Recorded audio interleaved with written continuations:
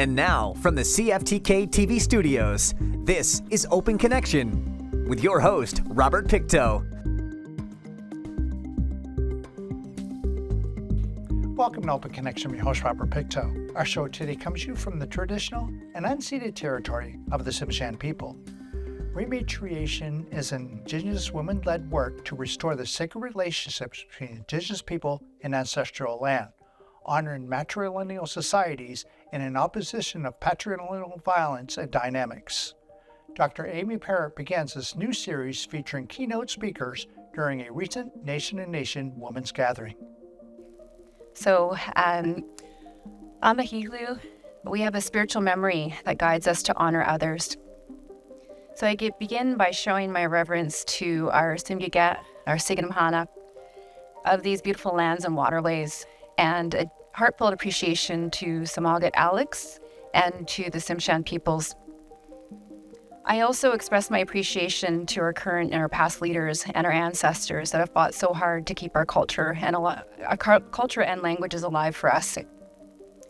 In particular, I show my appreciation to our ancestral grandmother, Joanna Moody. We felt her guiding us over the last 5 years very strongly. I also say a big tuixinism to Lisa for her leadership and the invitation to come here today, as well as to Janice, Carolina, and many other people who are making today possible. I get so excited to be able to walk into a room with so many beautiful and brilliant and strong Indigenous women. And I'm looking forward to having many belly laughs with you today and learning more about your personal stories and being inspired by you. We also have many people within and outside of our nation to thank who really helped us to get our totem pole home and helped us to do the right thing. And one of the things I like to get started with is saying that I don't often use the term reconciliation unless I'm in an institutional context where I need to use that word in order to move it forward in terms of advocacy. And so for my purposes today, I'm going to just be talking about doing the right thing. So my next name is Nox Dawit, which means mother of the Raven Warrior Chief named Dawit. So I'm also a member of the House of Nistal, and I was a member of the Niska delegation that journeyed to Scotland in 2022 to inform the National Museums of Scotland and the Government of Scotland that we wanted our pole returned to us. And really grateful to also to have Pamela Brown. You want to wave your hand? Pamela Brown was also one of our delegation members, and it's really good to have you here today, Pam, and be along on this journey yet again. So I come from the House of Nistal, and we are part of the Ganada clan from the village of Lakozap in the Niska Nation. And you see that being represented on the house crest behind me on the slide. That was drawn so beautifully by my brother Calvin. And you also see it being represented on Samagat Nistal's button blanket. And on my father's side, I'm of settler and French ancestries. For the first part of my life, I grew up on Gitxsan territories in Hazelton, and for a brief time, once I finished high school, I actually lived here in Prince Rupert. My mom lived in Prince Rupert later on in life, and so she still lives here. So I lived here for about a year. I worked at the Friendship Center, and later on, after that, I moved to Coast Salish territories for my post-secondary, and I've been back and forth from my home to North Van to the Nass and Hazelton ever since, going in circles. So like many of us, my biggest influences have and continue to be my family. And I can say I wouldn't be here today if it wasn't for my grandmother. She passed away just over a year ago, and she continues to teach me the importance of unconditional love and really how to demonstrate that, in particular to my children. I'm the mother of 2 children that you see on the slides there, and I call them my little tadpoles. They're actually not so little anymore. My daughter's now my height, and she's starting to look down on me. But yeah, they probably would be a little upset that I'm showing old pictures of them, but I just thought they're so cute in there. So I've been asked to share a little bit about my career and my life pathway with you before moving into our rematriation story. And if I can be fully honest, I'm used to talking in groups of people. I've lectured a class of 400 students over one semester, and I can stand and talk and go. But when I was asked to talk about my early life, made me a little bit nervous. I'm used to walking into rooms and engaging on topics and not really reflecting that much on my life unless I'm in learning situations with students or with others where I think sharing a little bit of myself would be helpful. So I had to really put a lot of thought and energy into how I was going to share my story with you. Open Connection will be right back after these messages. And now, from the CFTK-TV studios, this is Open Connection with your host, Robert Pictou. Thank you for staying with us. The phrase "to move mountains" is a metaphor that means to go to great lengths, to expend a great deal of effort, time, and resources to do everything possible to achieve some particular goal. Let us return to Dr. Parent's keynote topic, moving mountains with the spirit of our grandmother. I absolutely love my career and I love my life because it enables me to support many of you and other people to be able to continue protecting and transforming and transmitting our cultural languages to the next generation, while also pushing within an institution like the university, settler institutions, to make change. So the question that's always in the back of my mind is, how can we leave our educational spaces better for our children and our grandchildren?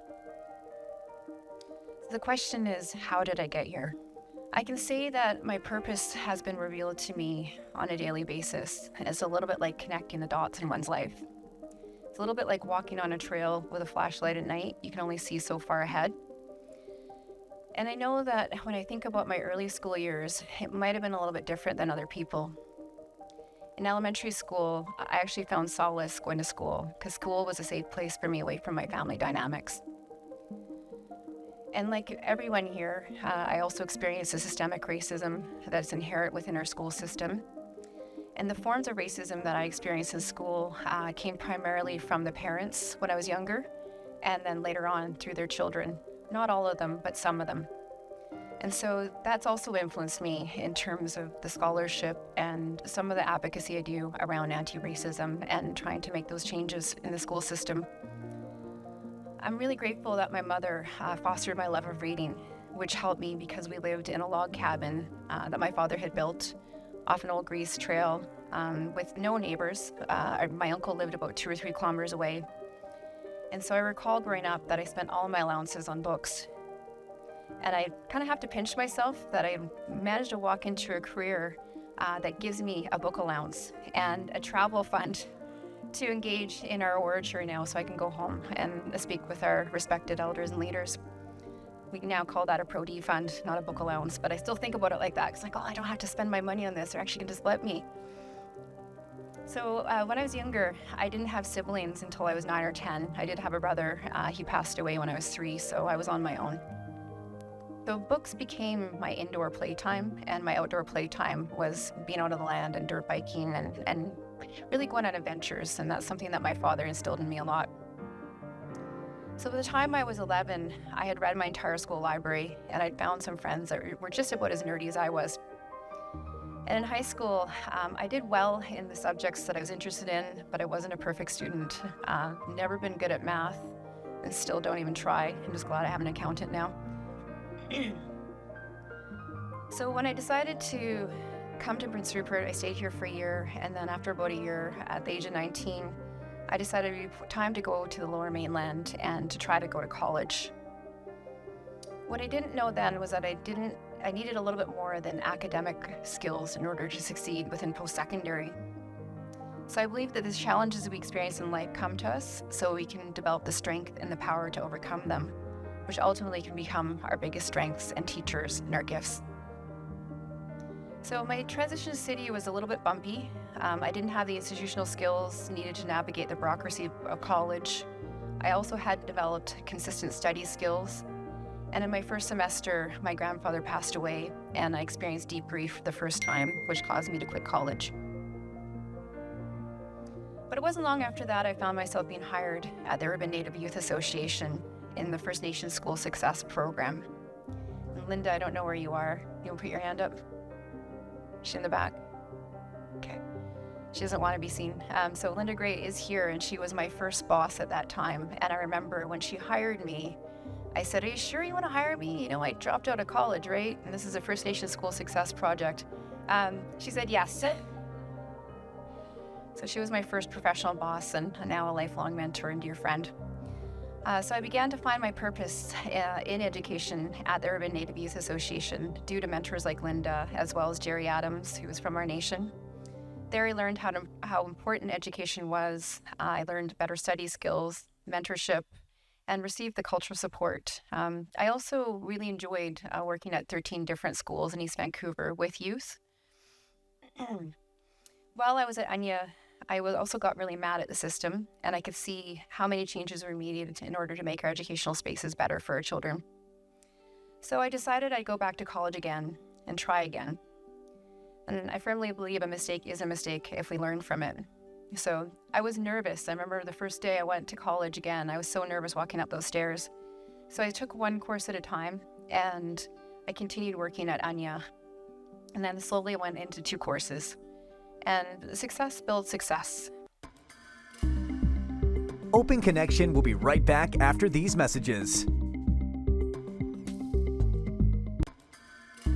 And now, from the CFTK-TV studios, this is Open Connection with your host, Robert Pictou. Welcome back to Open Connection. It is human nature to repeat patterns. In fact, who we are is nothing more than an identity based on behaviors that we tend to repeat, and our behaviors are different from the person beside us. Let us return the conversation with Dr. Parent. And so when we do things that make us feel successful, and I'm not just talking about making money, it's about how we feel on the inside about what we're doing, that intrinsic value. It helps open the pathway for more success. I was recruited to SFU, where I finished my bachelor's in political science and anthropology, and I found myself on the Dean's Honor Roll throughout my time there.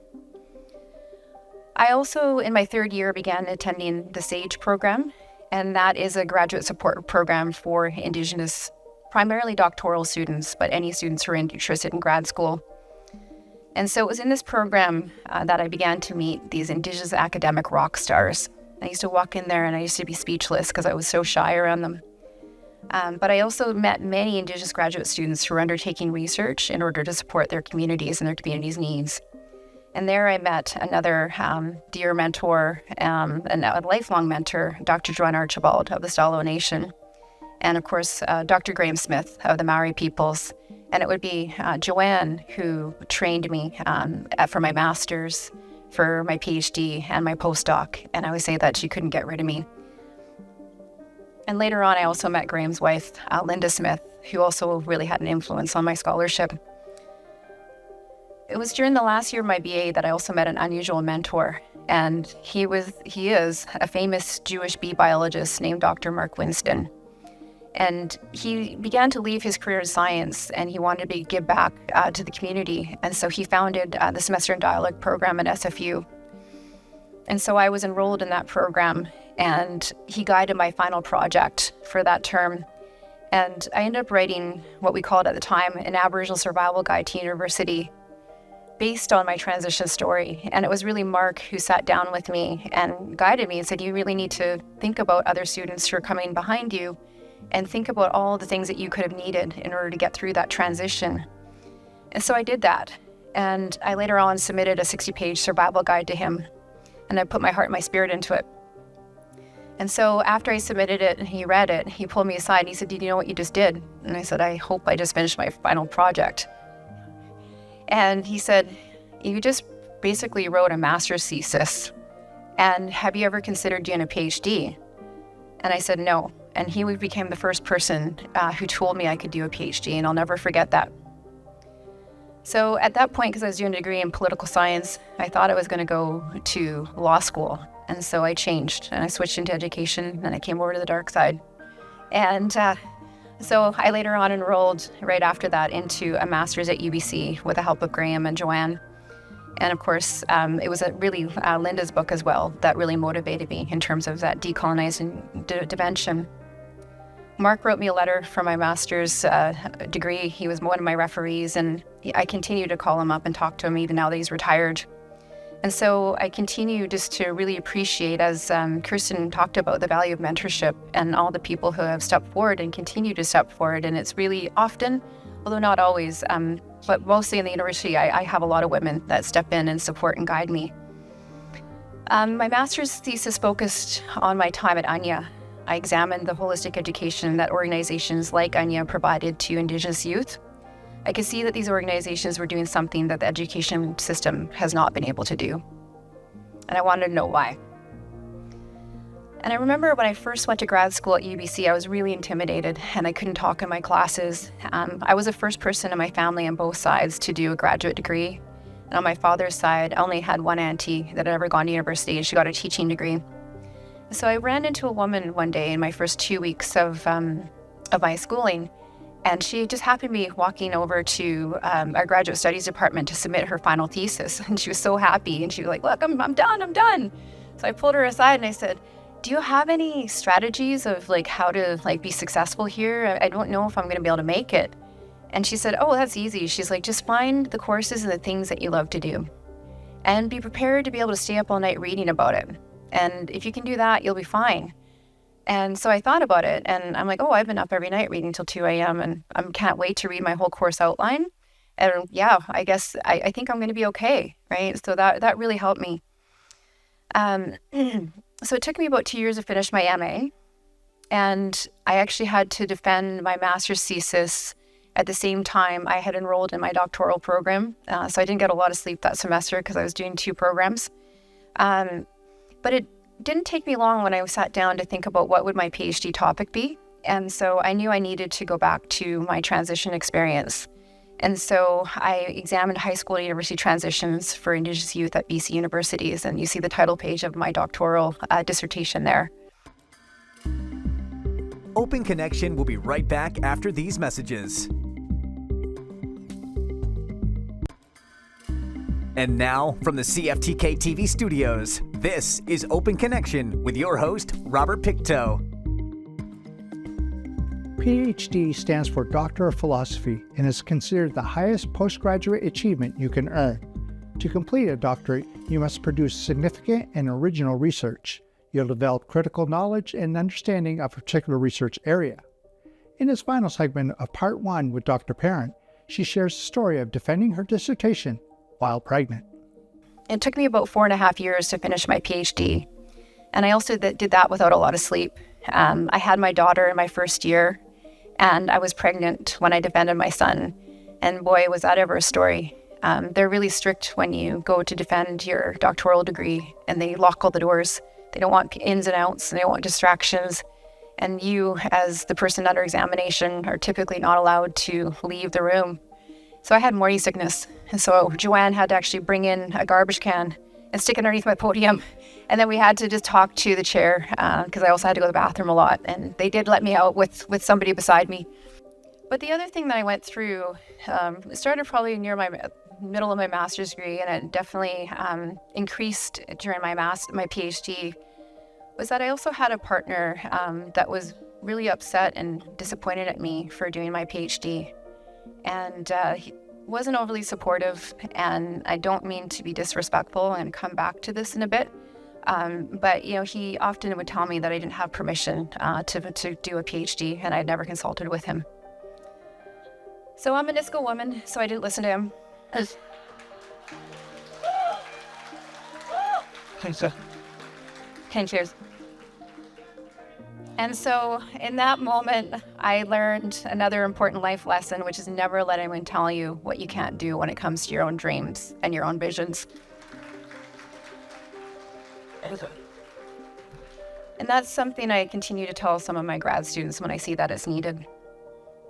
And so I learned how to juggle motherhood, a PhD program, and a marriage that was quickly coming undone. And I can say that it was physically and emotionally challenging, but I had held on, particularly through the support of many mentors.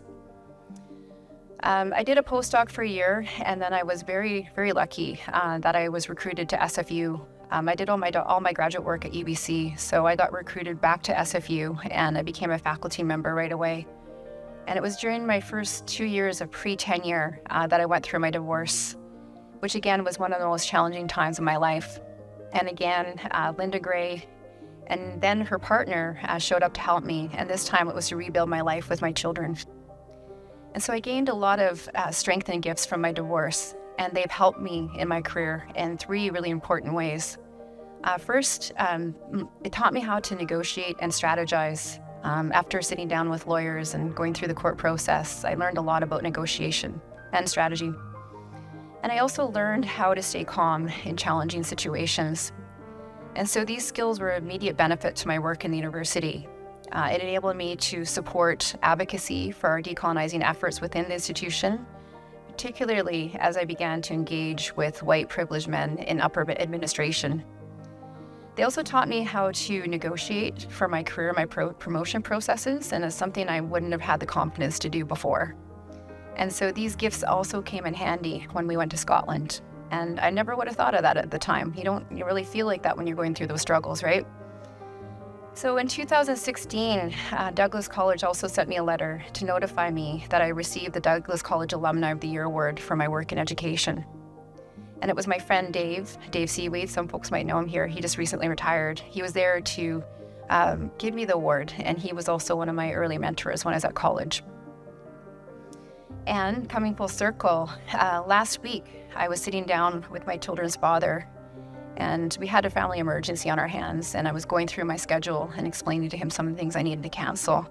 And he stopped and he looked at me with awe, and he congratulated me. He said, "Wow." He's like, "You're doing so much now. Like, you're doing so much, and I'm so happy for all your accomplishments." And I looked at him with awe as I saw him step in to help our children and our family in a time of need. It was something I didn't know was possible, and so I thanked him. So it is possible to come full circle in a relationship with ourselves and others when we can see the gifts and the strengths that we receive from some of our biggest challenges. So this happened in 2023, right before we were going to go to Scotland for a second time. And the trip was to undertake a spiritual ceremony to put our pole to sleep so we could transport it home. And so I just had a nap in the afternoon, and I woke up and I was sort of in that in-between state, and I had a bit of a vision. And in that vision, I saw rows of totem poles out front of our government buildings in the Nasts. And they were beautiful, powerful looking totem poles, but they were out of balance. And you could see the black form line all over them, like the paint had just been drawn on them. And it was so prominent, but it was really hard to see the red. It was almost like a light kind of blush color. You could see it, but you had to look closely. And so after that, I walked over to my brother Calvin's carving shed, and I told him about my dream. And so he visualized that dream in the print that you see there. And I'm going to come back to that, what that means in the very end. But I recall telling him that day that we need to bring the red in, that the red must be more visible. Otherwise, the poles and our way of life will be imbalanced, and the red needs to be in balance with the black. Now I'm going to go to the beginning of my involvement with the rematriation story. So I first learned about our original Niesdorf pole almost 5 years ago when I went and sat down with Samag at Niesdorf. He'd asked me to find out more information on one of the names of the pole because we were going to have a feast to raise the replica pole. And he wanted to be able to give that name out. He told me he knew that the pole was in Scotland and that a delegation had traveled there to try to repatriate it, but was told by museum officials back then that it was too old to be moved. So I did follow-up research, and I learned that the pole had been moved by the museum after this delegation had showed up. And so that made me very angry. Thank you for joining us for this episode of Open Connection. The greatest distance in the existence of man is not from here to there, but the connection from his mind and heart. If we can conquer that distance, we can soar like an eagle and realize our immensity within. I'm Robert Pictou.